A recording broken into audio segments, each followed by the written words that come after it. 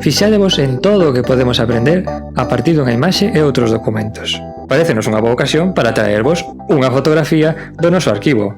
Moitos de vos xa saberedes de que se trata. É a Rúa Nova, unha rúa que está no centro da Coruña, moi concurrida. Hoxe chamase así, pero en 1927 chamábase Rúa Castelar, é un nome que logo foi cambiado polo franquismo. No fondo da imaxe, e tras as árbores de Xardíns Méndez Núñez, vemos unha maxestuosa cúpula que se corresponde co edificio do Hotel Atlantic, un edificio que hoxe xa non existe e foi sustituído polo actual edificio do Hotel Atlántico. Este hotel era un lugar polo que pasaron grandes persoeiros da época e que contaba con magníficas instalacións, 70 habitacións, un vestíbulo no que ocasionalmente se chegaron a celebrar concertos e unhas terrazas altas desde as que se observaban unhas magníficas vistas da Coruña dos anos 20.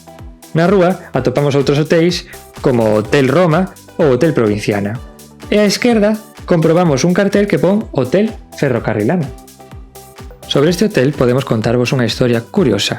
Resulta que unha camarera que traballaba ali, duns 21 anos, contraeu unha enfermidade nas mans no propio traballo.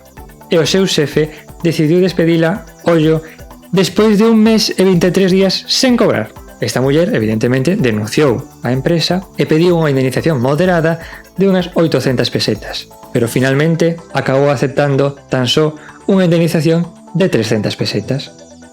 Entre os outros negocios que observamos na rúa estaba o negocio de limpabotas.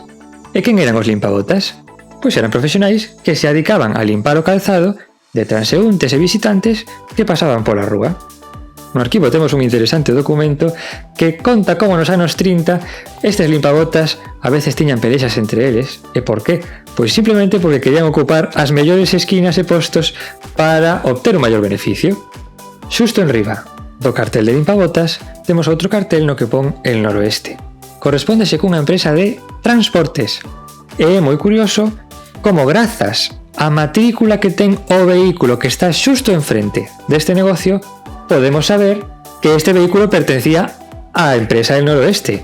Pero non só iso, sino que ademais podemos saber que este vehículo foi adquirido por esta empresa no ano 1927 e vendido nos primeiros días de 1928. Gracias a isto, atención, podemos datar a imaxe. Podemos saber con precisión que a imaxe se corresponde coa rúa coruñesa no ano 1927. O vehículo que mencionaba, da prestixiosa marca nacional hispano-suiza, é en realidade un ómnibus de case 6 metros de longo, rodas de madeira, faros de acetileno, unha bucina, 4 velocidades e entre 30 e 40 cabalos de potencia. O vehículo vendeuse en 1928 a Evaristo Castromil, dono da coñecida empresa Castromil S.A. Despois de pasar por diferentes donos, o ómnibus acabou na provincia de Ourense e convertido nun camión. E agora chega o voso momento. Vedes algo na imaxe que vos chame a atención? Coñecedes algunha historia sobre algún dos negocios que vemos?